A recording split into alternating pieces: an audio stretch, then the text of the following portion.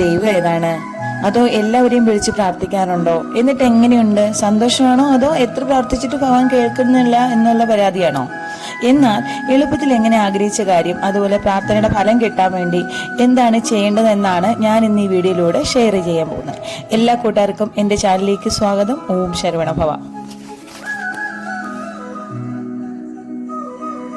ഒരു ഉദാഹരണം പറഞ്ഞുകൊണ്ട് തുടങ്ങാം. നമുക്കെല്ലാവർക്കും ഫ്രണ്ട്സ് ഉണ്ടാവും ഇഷ്ടം പോലെ. പക്ഷെ നമ്മുടെ കാര്യങ്ങളൊക്കെ ഷെയർ ചെയ്യുന്ന ഒരേ ഒരു ഫ്രണ്ടിനോട് മാത്രമേ ഉള്ളൂ. അതാണ് ബെസ്റ്റ് ഫ്രണ്ട്, അല്ലേ? ആ ബെസ്റ്റ് ഫ്രണ്ടിനോട് നമുക്ക് നല്ല കണക്ഷനാണ്, എന്ത് പറയാമെന്നുള്ളൊരു വിശ്വാസമാണ്. അപ്പൊ നമ്മൾ ആ കാര്യങ്ങളെല്ലാം ആ ബെസ്റ്റ് ഫ്രണ്ടിനോട് പറയും. അതെന്തുകൊണ്ടാണ്? വിശ്വാസം. അതുപോലെ നമുക്കും നമ്മുടെ ബെസ്റ്റ് ഫ്രണ്ടിനെ പോലെ കൂടെ കൈപിടിച്ചുയർത്താൻ ഒരു ഗോഡും ഉണ്ടാവും. ഇഷ്ടപ്പെട്ട ദൈവം എല്ലാവർക്കും ഉണ്ടാവും. പക്ഷെ നമ്മള് എന്താണ് ആ ദൈവത്തെ, ഇഷ്ടപ്പെട്ട ദൈവത്തെ കൂടുതൽ ഫോക്കസ് ചെയ്യുന്നില്ല, ആരാധിക്കുന്നില്ല. അതാണ് അവിടെ വരുന്ന സംഭവം. കൂടുതൽ ഫോക്കസ് ചെയ്ത് ആരാധിക്കണം. എങ്ങനെയെന്ന് വെച്ചാൽ, ഭഗവാൻ സുബ്രഹ്മണ്യനാണ് ഇഷ്ടപ്പെട്ട ദൈവമെങ്കിൽ സുബ്രഹ്മണ്യനെ ഉപാസിക്കാം. ശിവശങ്കരനാണെങ്കിൽ ശങ്കരനെ ഉപാസിക്കാം. ശ്രീകൃഷ്ണ ഭഗവാനാണെങ്കിൽ കൃഷ്ണനെ ഉപാസിക്കാം.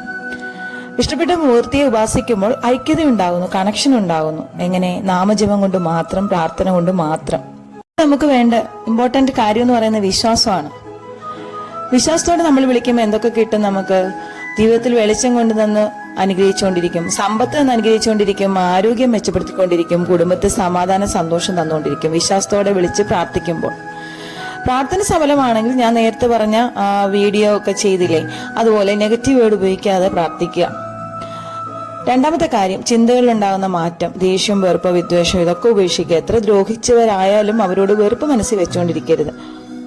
ഊർജ്ജമാണെങ്കിൽ അവരെ അകറ്റി നിർത്തുക എന്നുള്ളതാണ് നമ്മൾ ചെയ്യേണ്ടത്. അകറ്റി എങ്ങനെ? മൗനം കൊണ്ട് മാത്രം. അവരെ അടുത്തറിഞ്ഞ് നമ്മൾ അവരോട് മിണ്ടണമെന്നോ ഒന്നും ഞാൻ പറയുന്നില്ല. പക്ഷെ അവരെ നമ്മുടെ മൗനം കൊണ്ട് മാത്രം അവരെ അകറ്റി നിർത്തുക. പക്ഷെ അവർ പറയുന്ന കാര്യങ്ങൾ നമ്മളൊന്നും മൈൻഡിലെടുക്കാതെ സബ് കോൺഷ്യസ് മൈൻഡ് നമ്മൾ ക്ലീൻ ആക്കി വെക്കുക. എപ്പോഴും പോസിറ്റീവ് മൈൻഡോട് കൂടി ഇരിക്കുക. പ്രാർത്ഥിക്കുമ്പോൾ ഓട്ടോമാറ്റിക്കലി നിങ്ങൾക്ക് അത് ഉണ്ടാകുന്നതാണ്. ഭഗവാനെ ആരാധിക്കുമ്പോൾ, ഉപാസന ചെയ്യുമ്പോൾ ഉറപ്പായിട്ടും ഭഗവാൻ അത് കൊണ്ടുതരും. നമ്മുടെ ഉള്ളിൻ്റെ ഉള്ളിലെ വിദ്വേഷം ഒക്കെ മാറ്റിത്തരും. ഉപാസിക്കുമ്പോൾ നമുക്ക് കവചമായി ഭഗവാൻ കൂടെ ഉണ്ടാവും. ലവ്, സ്നേഹം, കെയർ എല്ലാം തന്നുകൊണ്ടിരിക്കും. നമുക്ക് ആരുമില്ലെന്നുള്ള തോന്നലിൽ നിന്ന് എല്ലാം മാറും. നമുക്ക് എപ്പോഴും ഒരാൾ കൂടെ ഉണ്ടെന്നുള്ള ഒരു തോന്നലുണ്ടാവും. അപ്പൊ നിങ്ങളുടെ ഇഷ്ടപ്പെട്ട മൂർത്തി ആരാണെന്നുള്ളത് കമന്റ് ബോക്സിൽ പറയുക. ഈ വീഡിയോ എല്ലാവർക്കും ഇഷ്ടപ്പെട്ടു എന്ന് വിചാരിക്കുന്നു. എല്ലാവരോടും നന്ദി മാത്രം. ഈ വീഡിയോ കാണുന്നവർക്കും കാണാൻ പോകുന്നവർക്കും നന്ദി, നന്ദി, നന്ദി. അടുത്ത വീഡിയോയിലൂടെ നമുക്ക് കാണാം. നന്ദി, നമസ്കാരം. ഓം ശരവണഭവ.